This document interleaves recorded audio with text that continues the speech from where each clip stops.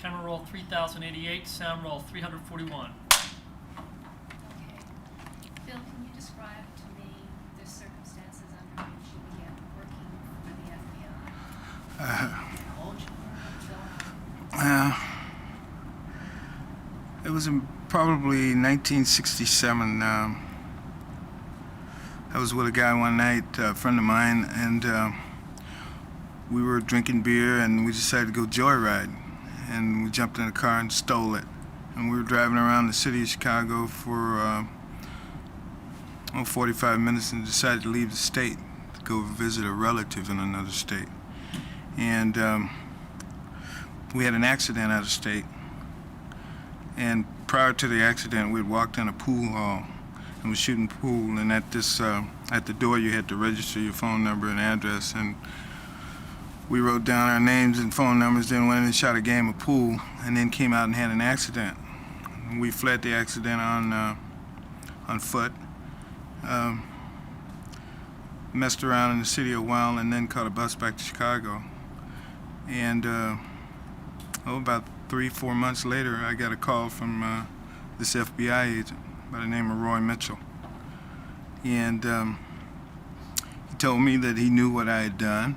And we went around a couple of times, and he said something like, well, you know, there's no need in you trying to bullshit me. I know you did it, but it's no big thing. He said, I'm sure we can work it out. And I think a few months passed before I heard from him again. And one day I got a call, and he told me that it was payback time. He said that I want you to go and see if you can join the Black Panther Party, and if you can, give me a call.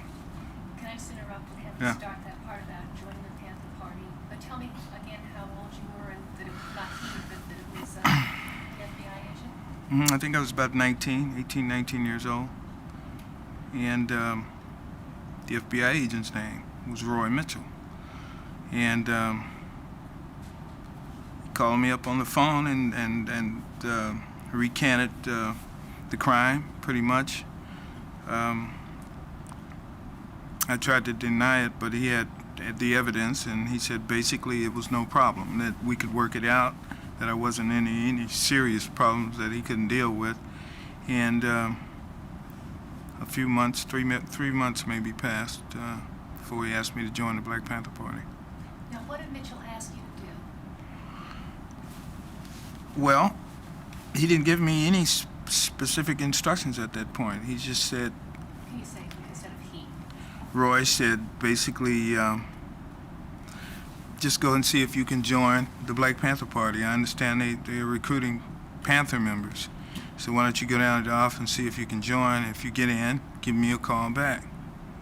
So the next day, I got on the bus and went down to the office of the Black Panther Party. It was located on Western and Madison. And walked in the office, about 3 or 4 Panthers in the office. And I think I was about the 5th member in the Chicago chapter to join. They had this big office building on this, and up on the 2nd floor they had about 5 or 6 offices. And very little personnel to run things, so positions, it was easy to get a position. So they appointed me as a security captain. That was the first time I met Fred Hampton, and he was the chairman, the spokesman for the party, and Bobby Rush was the Minister of Defense. He was Huey P. Newton's deputy, which was a top man in the state of Illinois at that time. What did you think about the Panthers at that time? What framework did you understand them in? What did you thought about the civil rights movement? How did they fit into your understanding of politics I grew up in a middle-class neighborhood, and I had very little idea of I was apolitical. The Panthers I had heard of only from a recent article, I think, that had occurred in the paper. Huey P. Newton had just been in a shootout with the Oakland Police Department, and one of them had died, and there was a lot of press about that. But prior to the articles I had read about Huey P. Newton, I knew nothing of the Black Panther Party. In fact, the day I joined, I was pretty sure it was just another gang, not unlike the Blackstone Rangers or the Cobras or something. I had no idea of anything about their politics. What did you begin to learn as you did join, and what kind of information were you able to give back to Mitchell? Well, almost immediately after I joined the Panthers, probably within 10 days, I began to realize that the Black Panther Party was a little bit more sophisticated than a gang. The orientation process, the attention they gave to the political climate around the country had me going there for a while. And at one point, well, And also, if you can look at me. yeah, okay. They had, I think the first set of reference books I saw inside the Black Panther Party was the selected works of Mao Zedong, which I had begun to associate with communism. And it wasn't too long thereafter that I started seeing books like the Manifesto, the Communist Manifesto of Karl Marx, and then the collected works of Lenin. And every night after the office would close, the Panthers would sit down and they would study these books. We'd go through political orientation. We would read certain paragraphs, and then Fred Hampton and Rush would explain to us, the new membership, basically what it meant and what was happening, and they drew parallels to what was going on in the past revolutions in the various countries, like, for instance, China or Russia, and it was drawing parallels to what was going on in the current political scene within the United States.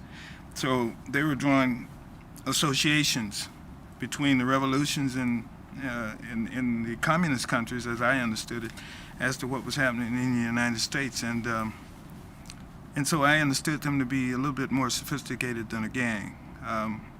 I expected that it would be weapons and we would be out there doing turf battles with the local gang members, but they weren't about that at all. They were into the political scene, the war in Vietnam, Richard Nixon, and specifically freeing Huey. That was the thing. Now, you would, I assume, report this information back to Mitchell. Did he have a response? Did he react to this? Well, initially, Agent Mitchell requested very little information from me. It was a one-way street for probably about 6 months. I think he was, in every meeting that I had with him, he listened more than he asked questions. The typical meeting would be, okay, what are they doing today? And then I would just tell him what was going on around the office in general conversation. He said, okay, and what are you doing? And then I'd tell him what I was doing, and then he'd make mental notes. Sometimes he took shorthand notes, and then we'd depart. He said, okay, just keep me informed. And so we had a very loose relationship at that point because the Panthers weren't too active militarily, okay? They were politically organizing at that point. They were recruiting. At that point, the Panthers were trying to, well, they had speaking engagements at the different colleges and so forth. So we were in an organizing process. And there was very little criminal activity, as I could determine what was going on. Very little to report to the FBI, in my mind, because I felt like since the FBI was an investigative body investigating federal crimes, that crimes were what they were looking at. And so, Tell me a little bit about how you felt about working for the FBI. What motivated you, and what ends you thought you were serving? well, in my community, the policemen were, it was the quickest way to gain respect. I think I grew up wanting to be a policeman, admiring and respecting policemen, although I always thought it was outside of my reach. My neighborhood was not unlike most people that grow up in Chicago. Most young people, we were very mischievous and did a lot of juvenile type petty criminal type things, but stealing a car and all of a sudden having the FBI, having a case with the FBI that thought of having really going to jail got my attention. And so when he asked me to join the Black Panther Party, and he used terms, he never used the word informant. He always said, "You're working for me." And I associated him as the FBI. So all of a sudden, I was working for the FBI, which in my mind at that point, I associated with being an FBI agent. So I felt good about it. I felt like I was working undercover for the FBI, doing something good for the finest police organization in America. And so I was pretty proud. Yeah, great. Change your marks Okay. to 30, 89. Camera N. Camera roll number 3089. Did you ever think, or did Mitchell ever try to convince you that the Black Panthers were a threat to national security? How do you understand what the FBI's interest was in Washington? Well, I think Mitchell, the relationship between I and Mitchell concentrated on the local activities. We talked very little about what was going on nationally early on in the game. Later on, when Bobby Seale and the guys would come to town, it took on a national scope. But right then and there, we were concentrated on the local chapter. And later on, I understood that his thinking in that regard, he wanted me to build up some credibility within the Black Panther Party. So he gave me a lot of room, a lot of leash at that point. He let me become a Panther before I became a FBI informant. I mean, I didn't go right in rifling draws. He directed me into the Panthers, and then when I got there, he backed off, and he let them work on me a while. And slowly it worked. I became a Black Panther in a way. I forgot the scope of me being there. In fact, I didn't really know why I was there. I just knew I was to report. But I really didn't have anything to report early on in the game, so I concentrated mainly on Panther duties. I lived the life of a Panther. Tell me about that. How did you, what was the work that you did, and how did you rise up through the ranks of the party? Well, mainly from day one, we had very little personnel and a lot of spots to fill. There were a lot of activity, a lot of things to do. And so naming positions at that point and filling those positions were really the leadership's responsibility at that point. And because of my knowledge of electronics and, I was just a handyman basically around the office, and we had this office building that they felt like wasn't too secure. I started working right away to secure the building, and in that regard I fell right into the security position. And it got more sophisticated as donations started to flow. As the membership increased as a result of speaking engagements on the school campuses and so forth, my responsibilities doubled, and so I was given a staff of security people, and then I just advanced from that point on. What were the major developments during that year of the Panther Party as you saw it? Was it the programs? Was it the alliances that the party was building? What was the Panther agenda as you came to understand it? To free Huey, basically was the agenda of the Black Panther Party all along. Let it be no mistake, Huey P. Newton was locked down. The Black Panther Party was Huey P. Newton, and Huey P. Newton was the Black Panther Party. And no matter how powerful or strong our membership got in the Illinois chapter of the Black Panther Party, no matter how many speaking engagements Hampton had, or how many donations we had, or how many papers, there was always a national office out there to remind us that we were subservient to the national office, that we were just a chapter and we weren't the Illinois Black Panther Party, we was the Illinois chapter of the Black Panther Party. And their goals at that point was to free their leader, who was locked down in Alameda County Jail, facing the death penalty for killing a police officer.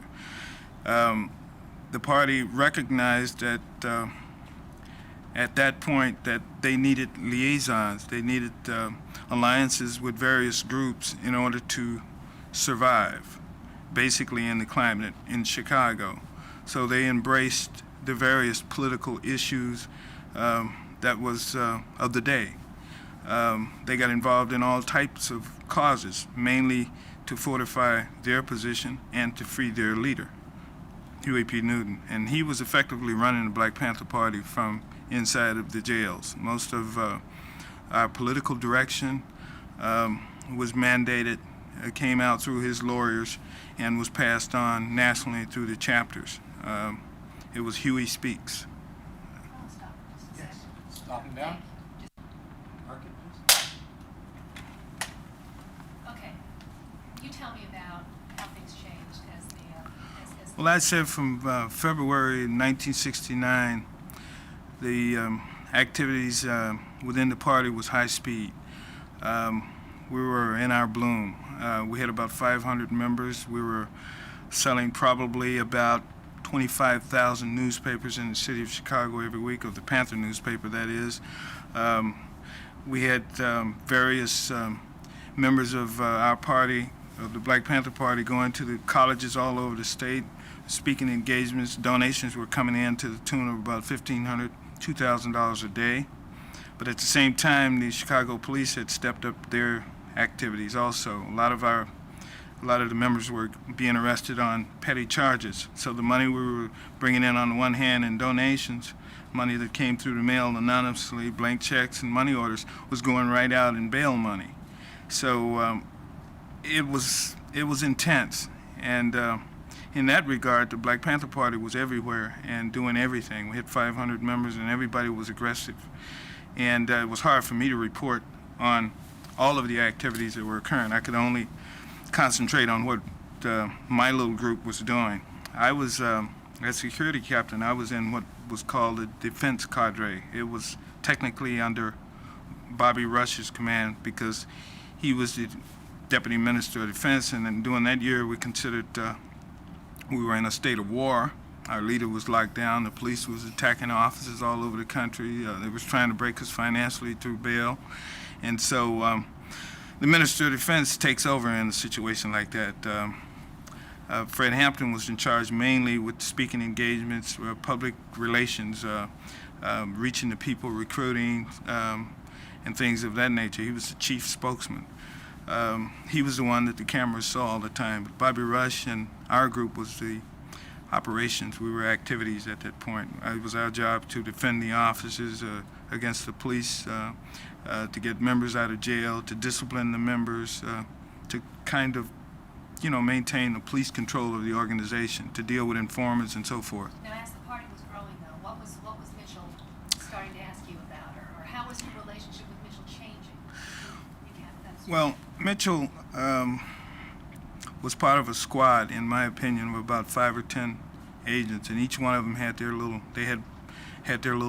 activities within the Black Panther Party. Mitchell's questions were defined mainly to my area.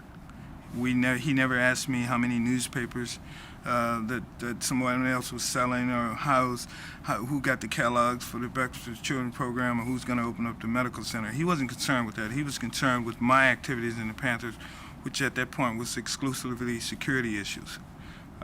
We were buying weapons at that point. We didn't have any type of working relationship with the largest street gang at that time, which was the Black Stone Rangers. They had about 2,000 members and were well armed.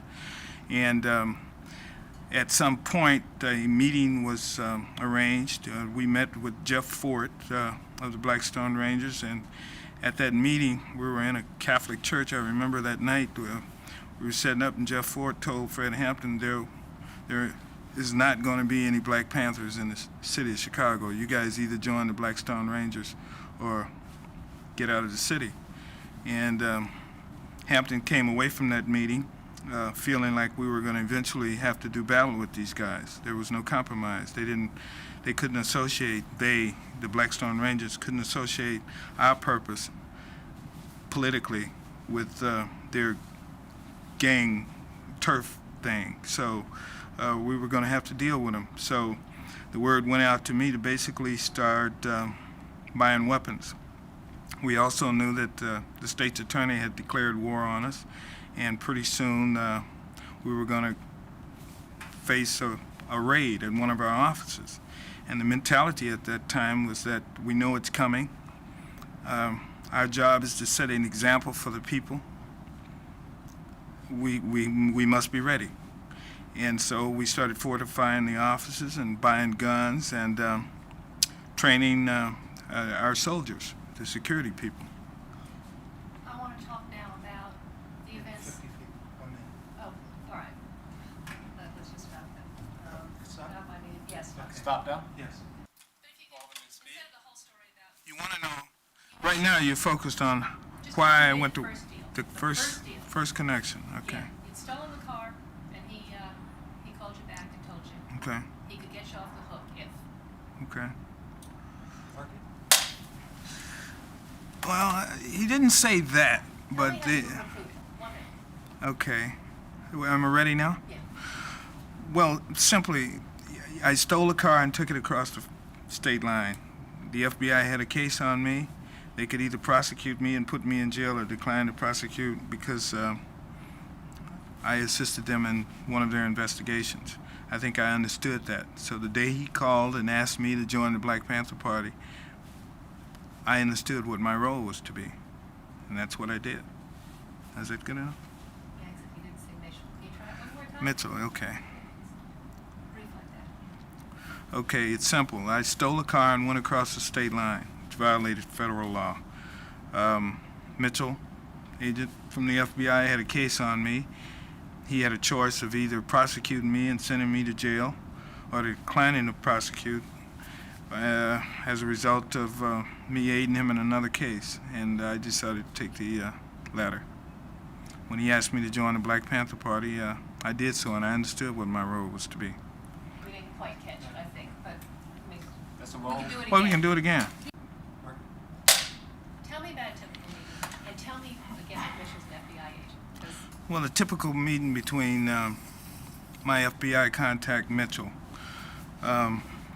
would be downtown Chicago at 11, 12 noon, down in the basement of at some bar, some dark bar, and I would meet him at the bar. He'd be there when I got in there, and he'd have a drink, and I'd have a drink, and we'd sit there and talk for 15 or 20 minutes, and it was very casual. I mean, it was like I'd come in, and he said, "Oh, what you up to?" And then I'd say, "Well, I'm going down to Champaign on a speaking engagement with Fred, and I'm taking such and such with me, and we're carrying guns, and we're driving this car, and I'd just rattle it off. 10 or 15 minutes, I'd tell him everything I knew. He didn't have to say very much, because when I joined the Black Panther Party, most of the information that I was giving him at that time was new information to him. So as I grew inside of the party and began to learn things, he grew also. So he knew the members better than I did. We talk about the girlfriends and who was, pregnant and who had a venereal disease, and this was just casual conversation between he and I. He wasn't always writing. What he put in his files, I still don't have the benefit of. But I know after a while, he and I became friends. And we talked in casual conversation about what I was doing in the Black Panther Party. Well, the whole nature of that relationship changed right around November, maybe November 13, when 2 police officers were killed by a Black Panther member named Jake Winters on the south side of Chicago. That night, as I understand the gun battle, Jake Winters straddled one of the officers who were wounded in the shootout and performed a coup de grace, a mercy killing. He straddled the officer after the officer was down and put a shotgun to his head and put him out of his misery. Or at least that's the way the newspaper described it. And I think the whole city, I think the Black Panthers took the rap for that one when they really didn't deserve it, because Jake Winters was out there on his own. He wasn't out there on any official member a mission for the Black Panther Party. He was out there on his own, and he got into a altercation with a guy, and the guy called the police, and the police came, and the shootout broke out, and 2 police officers were killed, and Jake Winters were killed. Well, the Panthers took the heat because Jake Winters was a Black Panther. And past that point, I noticed maybe a couple of days after this officer was killed, Mitchell had this grim, solemn atmosphere about himself, and I could tell he was looking for he wanted specific criminal violations. He wanted something that he could move on, and I think he may have implied or even expressed that at 1 or 2 points. He expressed his anger over what had happened, the total disregard for life, and that was the first time I ever saw him express a personal opinion about what he thought the Black Panthers were doing. Okay, I want to get you focused now. It's November 1969. Can you describe to me the kind of information you were giving Mitchell about what was going on? Well, he started, Mitchell became more specific during that time. He wanted to know the locations of weapons caches. He wanted to know if we had explosives.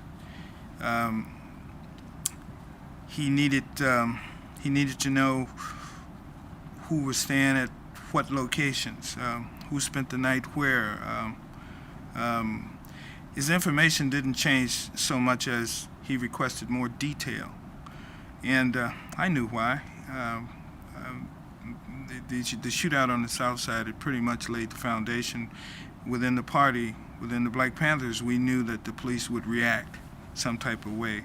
We could just feel the stepped-up surveillance. We could feel the pressure all the way around, and we knew something bad was going to happen, and I think we were all prepared for it.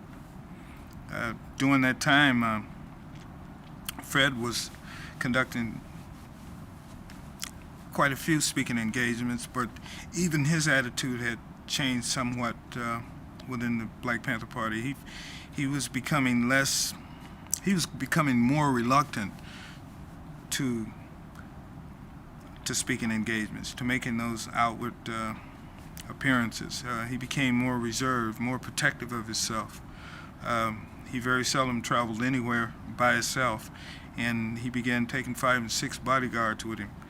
And so he felt it also. Also, he felt like he was going to prison. He was pretty sure that the robbery conviction was going to take him out of the game.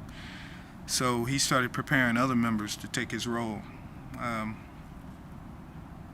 pretty much.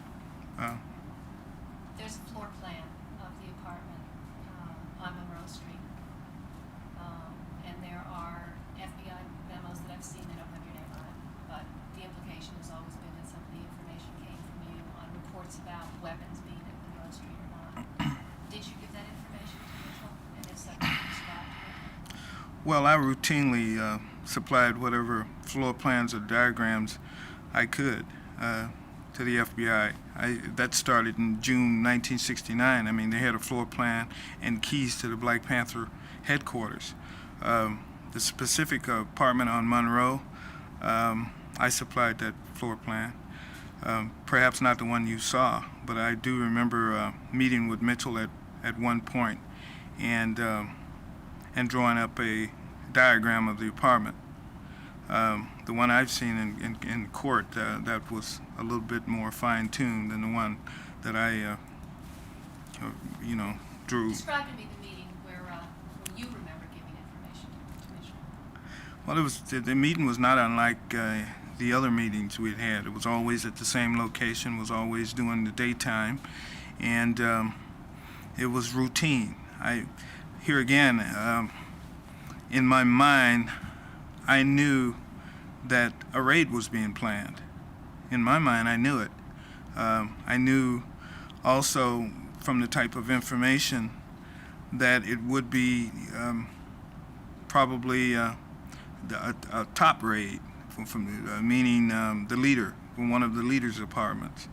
I also knew that the most vulnerable spot was Hampton's house, because it was the one that had all the weapons in it. It was the one with the weapons. Very few of the other apartments had the kind of weapons he had at that apartment. So when he asked me for the diagram, it didn't surprise me. I knew the raid was going to be planned. I felt like at that point, what they wanted to do was catch him with weapons and seal his conviction. If he'd have been caught with the weapons out on appeal, he would have went straight to jail. And I can't recall it being expressed. I can't recall any specific conversations I've had with Mitchell about the raid, but we had such a unity of mind, so to speak. Our efforts were basically one. I understood what was going on. He didn't have to tell me. He described to me going to the funeral of 2 police officers that got killed, and I knew he was hurt by that, and I knew he was going to do what he could to help the police department do something about it. The night of December, I'm sorry, we need to stop for a second. Yes, Dr. Hampton.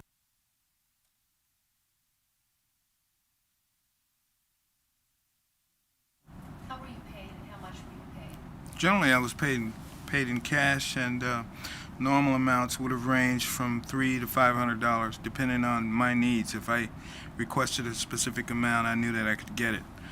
But the payments were very infrequent. I mean, Agent Mitchell determined early on in the game that spending money was the quickest way to blow your cover. Also, I was living in the Panther environment. I was living in a Panther house, which they called a crib. I was eating with them and sleeping with them, and I was with them 24 hours a day, so I had very little need for money. So I was always assured that my money was being held in trust, and that I could draw down on it anytime I got ready, or anytime I had a legitimate need that wouldn't compromise my security. I suppose at any point, if I needed $1,000 or $2,000 from the FBI, I couldn't have gotten it. How often did you meet with Mitchell?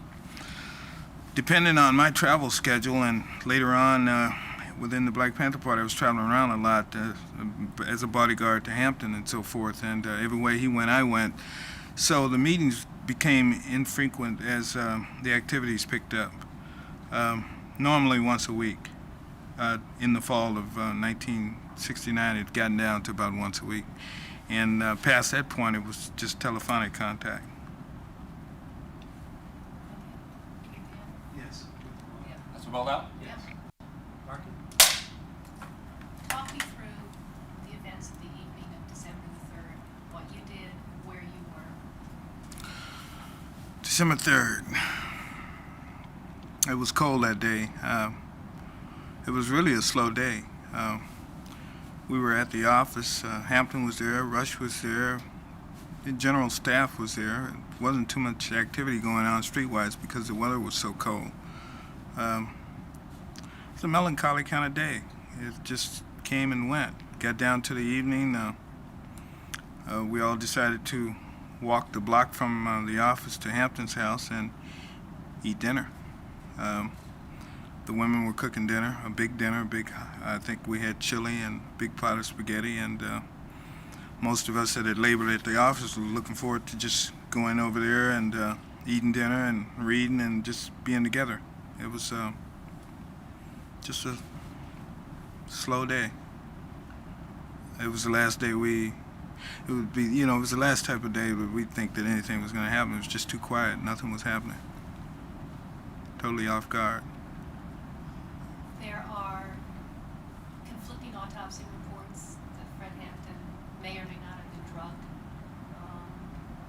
There are stories about whether or not you brought Fred Hampton food or drink. Do you have any information about whether he was drugged? Fred Hampton drugged. I've never known Fred. I knew him for about 16 months. I've been with him in a lot of different situations. We've been in hotels together. We've been out, he and I alone in the car. I've never known Fred to take drugs. And to take it a step further, Fred would not tolerate anyone even smoking marijuana around him. And I don't think any of us in the hierarchy of the Black Panther Party would dare get drunk or drink. So alcohols and drugs were a no-no. As far as the rumors that he was drugged that night, unless he was on some type of medication, I think it was just rhetoric. I think it was fabricated. As far as the insinuation that myself or someone else in the house would have drugged Fred Hampton, I don't buy it. There was just no way. Fred was the type of person that you didn't have to drug anyway. Fred was always tired. He could get in a car and we couldn't ride 2 blocks without him dozing off. I mean, he was a high energy person that ran on very little fuel, and wherever he sat down, he was well rested. I've never believed that. I mean, In the days prior to December 3rd, had you given Mitchell specific information about weapons that were at the Monroe Street Park? well, I can recall we had a couple of conversations, but where I told him basically what was in various apartments, and yeah, the apartment on Monroe was not unlike the office and so forth. He had a running knowledge pretty much of where the weapons were, what weapons were there, and so forth. I can recall probably around the second or third verifying that certain weapons were steel as previously reported. Yeah, I can recall having a conversation or two about weapons. How did you learn about the police raid on the Monroe Street apartment? Well, the following day, I went directly to the office, and the office was empty, unusually empty. It was one girl sitting behind the desk, and she was on the phone, and there was just no people there. And I walked in, I guess it was about 10 o'clock in the morning, and I walked in, and I was waiting on her to get off the phone to ask, what was up. And I saw a copy of Sun-Times laying there, and had his picture on there, and had Panther leader slain on it. And boy, I felt bad. I felt just, and I remember walking out of the office and looking through a little clearing over on the next block, which was right in front of the Monroe Street address, and seeing a lot of police cars over there. And at that time, Bobby Rush came to the office. He had just come from over there, or maybe the coroner's office. In any case, we walked back over there, and we both were speechless. We just walked through the house and saw what had taken place and where he died, and it was shocking. What's That your was what. explanation of what happened? Well, that was. I think it was that morning that I began to feel that I felt really. Everything that I had done flashed before me. I began to put it all together, pretty much, and I couldn't believe it. It was just shocking, and that he had died. What did you begin to put together? The information, the information leading up to the raid, the attitudes, and the whole thing. You just felt it in the wind. You knew something bad was going to happen. I felt like it would be a raid. I knew it would be a raid. 2 police officers had got killed. I knew it would be a raid, but I didn't feel like anyone would get killed, especially not Fred. So, yeah, I was shocked. I felt a Did you little. have remorse about what you'd done? I didn't feel like I had done anything. I didn't walk in there with guns. I didn't shoot him. FBI didn't do it. I felt somewhat like I was betrayed. I felt like if anyone should have known it was going to be a raid that morning, I should have known also. I felt like I could have been caught in that raid. I was there that night, and I felt like if I had laid down, I probably would have been a victim. So I felt betrayed. I felt like I was expendable. I felt like perhaps I was on the wrong side. Yeah, I had my misgivings. I'm not gonna sit here now and take the responsibility for the raid. I'm not gonna do that. I didn't pull the trigger. I didn't issue the warrant. I didn't put the guns in the apartment. So I'm not gonna take the responsibility for that. But I do feel like I was betrayed. I felt like I should have known the raid was coming down. I felt like it was probably excessive. Yeah, I felt like it was a surgical strike, And I was real angry for quite a few days. I refused to have any contact with Roy Mitchell at that point. But I think he pretty much understood too. We got together and had a few drinks, and he didn't take any responsibility for it either. He said basically he didn't know it was going to occur, which at that point was hard for me to believe. I just began to understand basically how serious and deadly the game we had all been playing for 16 months. The reality of what we were doing just came to bear on us that morning. I think the membership was automatically decreased by 300 members that never showed up again when that happened. I think that all of our enemies, all of the Black Panther Party's enemies came out of the woodwork to capitalize on the situation. Bobby Rush was angry for quite a few days about all of the national leaders that showed up to lend support to the Black Panthers, who wouldn't sit down and have a conference with him early in the game. All of those people that showed up at Fred Hampton's funeral and looked over his coffin didn't give him 10 minutes of their time when he was alive. Yes. Stop now. Parking, please. My recruitment by the FBI was very efficient, very simple, really. I'd stolen a car and went joyriding over the state limit, and they had a potential case against me, and I was looking for an opportunity to work it off.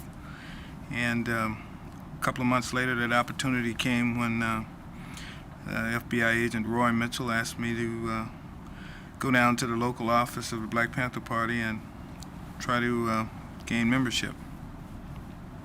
I did so and became a member of the Black Panther Party.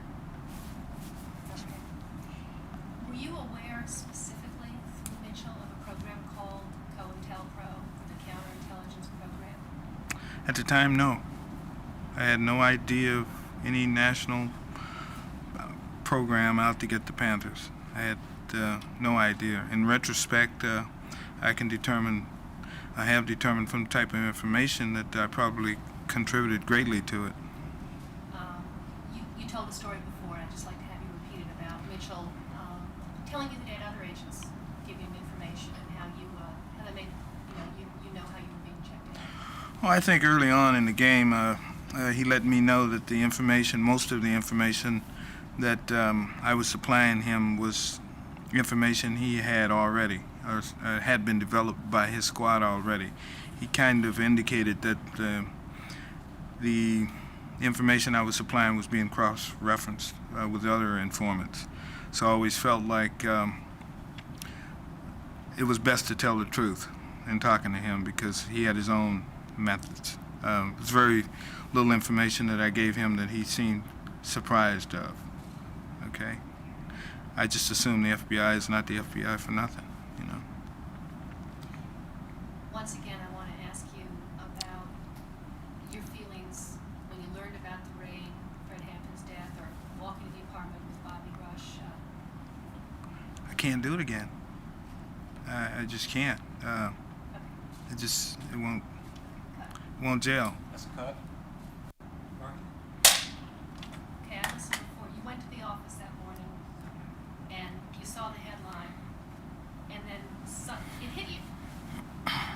Well, it didn't really hit me then. It hit me after I walked into that house. It was cold, and it was blood everywhere, and it was holes in the wall, and then I was, I just began to realize that the information that I supplied leading up to that moment had facilitated that raid. I knew that indirectly I had contributed, and I felt it, and I felt bad about it. And then I got mad. I had... and then I had to conceal those feelings, which made it worse. I couldn't say anything. I just had to continue to play the role. And I think it was at that point that I lost something. I lost something. Everything that I thought we were doing to fight crime had a different message after that. It was a blow. That's the best I can do with that one. Cut. We can talk about that. Arkin? Did you ever think about the movement, the civil rights movement, what the Panthers was doing? Did you ever talk about that? Yes, I did. But it came later for me. The movement came later. Well, you got to understand, I was inside of the Black Panther Party looking out at the movement. Something I know? No, look at me. Oh. Look right back. Stop the camera a minute, please. Well, I always understood the movement from Martin Luther King's angle. In my view, he was the movement. The Panthers, their perspective was as black revolutionaries, black nationalists. They really didn't want this government. They wanted to overthrow this government. They wanted to embarrass this government. They wanted to punch holes in the system. They wanted to investigate and illustrate its shortcomings. That was their purpose. They were a vanguard. At one point, the party members embraced Huey P. Newton's writings. It was a theory of revolutionary suicide. They felt like their job was to get out there and basically die to set an example. They were sacrificial lambs, for the people. That was their position. It was a phase. They were not really in the mainstream civil rights movement, in my opinion. Tell me what you thought about Fred Hampton as a human being. I thought Fred Hampton was pretty idealistic. He was pretty dedicated to the black struggle. I felt like he gave a lot. He gave his life, and out of 16 months that I knew him, I don't have anything bad to say about him. I'm sorry that he died like he did. He was, in my opinion, he was murdered by the Chicago Police Department. And I feel bad about that. I felt like he was a person that died for what he believed in. Had he lived today, he probably would be a politician, a successful politician. You said that he thought he might die after he got out of prison? No, I think he felt after he got out of prison like he was a target unfairly. I think he felt like he was going to jail for 5 years and nobody else was. And all he had done was basically gave speaking engagements. So I think he felt used. I think there was always a friction, a little bit of jealousy between the price that the local chapters were paying and the splendor and the notoriety that the national leaders were getting, such as Eldridge Cleaver and Huey Newton and those guys. We felt like we were paying, the Panthers felt like they were paying a heavy price to be Panthers. And I think at one point Fred felt like he was a focal point of a national agency to get him. and they were going to get him one way or the other, and he felt pretty much taken out of the game with 5 years. I think he was resigned to go into prison. He was resigned to not being a Panther anymore. Let me ask you about the Chicago police and the FBI. Do you distinguish between the two? I do. I definitely do. Do what? I definitely draw a distinction between the FBI and the Chicago police. I have known quite a few FBI agents, and I've worked with them for the last 5 or 6 years, and they've never asked me to compromise my morals or my principles. Contrary to public belief, I haven't been instructed to commit crimes or provoke crimes or conduct burglaries or inject drugs in people or to commit murder. I haven't been.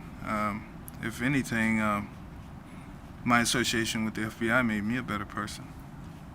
How did they treat you when you were relaxing with Mitchell? Were there ever any other agents there? Did you treated as a peer? Not only was I treated, I had been to Mitchell's home. I have held his child in my hands, in my arms when he was 1 year old. I have been through the offices of the FBI wearing sneakers and a dirty T-shirt with Mitchell. I've rode around with him in his car during that time, 3 or 4 months after I became a Panther. I've eaten at his table, at his dinner table. We had at one point, he was a role model for me when I needed one. I mean, we had very few role models back then. We had Malcolm X, we had Martin Luther King, we had Muhammad Ali, and I had an FBI agent. Do you want to be a policeman? Not anymore, no, not a policeman, no. I've never wanted to be a policeman. The FBI, I think, are much more efficient, much more effective organization than the policeman, yeah.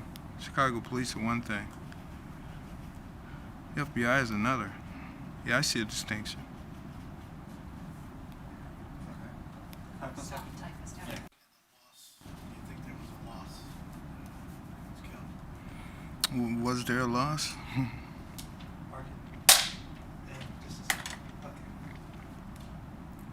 Was there a loss? Yes. I think that the slaying of Fred Hampton was definitely a loss to black people in general.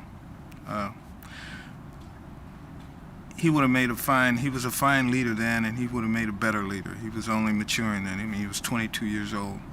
And we tried to develop negative information to discredit him, just like we did everybody else. We, meaning the FBI, I tried to come up with signs of him doing drugs or something, and never could. He was clean. He was dedicated. I've had private conversations with him. We got along pretty well.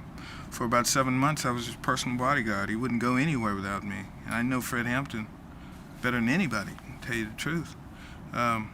He was dedicated. That's all I can say to it. So roll out. Mark it, please. Okay. Do you think of yourself as a hero for what you did? Oh, absolutely not. I'm not a hero. No, I don't think of myself as a hero for what I've done. But at the same time, I don't feel ashamed. It was my role during that time. There were a lot of different roles, a lot of different positions. There were actually a lot of blacks fighting in Vietnam that felt like they should have been there and was proud to be there, fight for the country. I felt like there was a war here in the street, and I was recruited early, and I joined sides early, and I didn't straddle the fence. I gave it all I could, as long as I could. And then when I felt like I couldn't give anymore, I left. I excused myself. Do I feel like I betrayed someone? Absolutely not. I had no allegiance to the Panthers. I didn't even know what they were about when I joined. I joined at the instigation of the FBI, who I had scant knowledge of. So, no, I don't feel like I betrayed anybody. I don't feel like I'm a hero. Am I proud? I'm proud of some of the things that I done. There were certain things that we done that prevented a lot of violence. There could have been more shootouts between the gang members. Every now and then, a suspected informant inside the Black Panther Party would be unearthed or detected, and we passed on information to get that informant out of the game. And so we avoided some violence there. How do you think members of the black community at that period would have perceived what you were doing? Well, those members of the Black Panther Party, those members of the community that weren't informants, I'm sure that they would understand, but there was quite a few informants back then. Quite a few. I mean, what am I supposed to do, feel guilty right now about it? I didn't feel guilty then. I was hurt because Fred Hampton died. I was hurt because a lot of other people died in the Panthers. There were a lot of Panthers that died in Chicago. Got killed needlessly and senselessly. At this point, I question the whole purpose of the Black Panther Party. It got a lot of people hurt.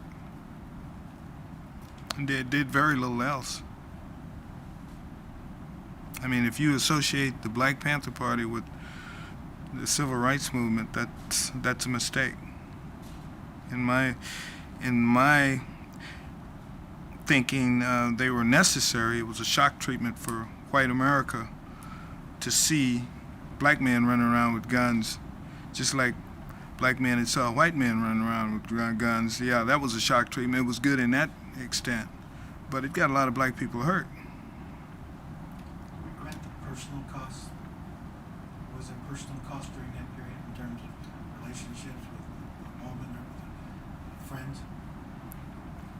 No, because the Black Panthers were communistic, and basically everything we had was within the party. When I joined the Black Panther Party, I developed friendships. I developed new friends within the party. I was closely aligned with what they were doing. It was only certain individuals that were of any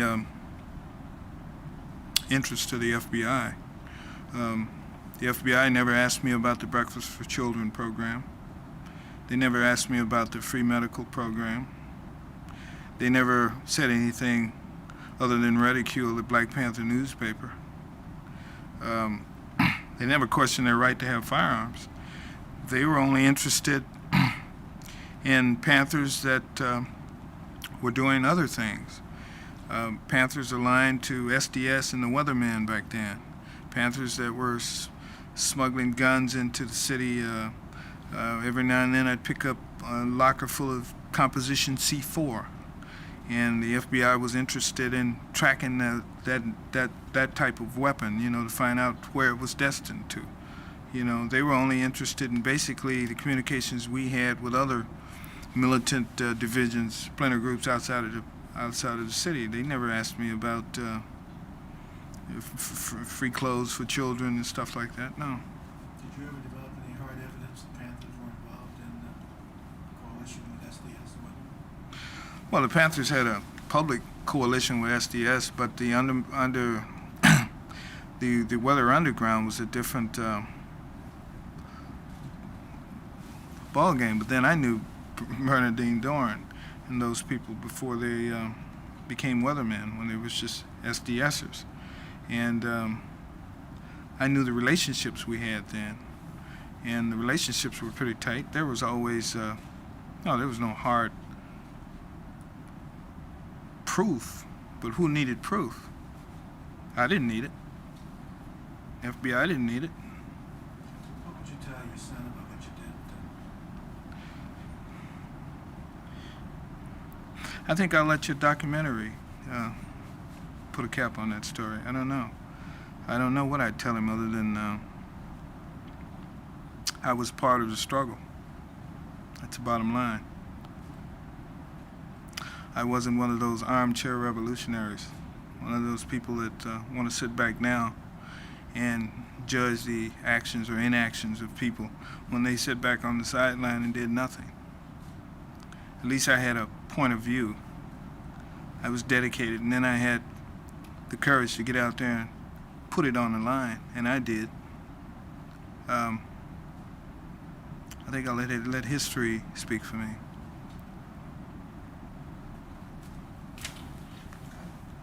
Knocked him down. Oh, yeah. It was only when you walked back in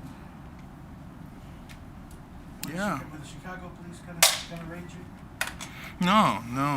We wasn't worried about the Chicago police raiding us. Like I said, we had guns. They knew we had guns. We'd had guns ever since we were there in the office.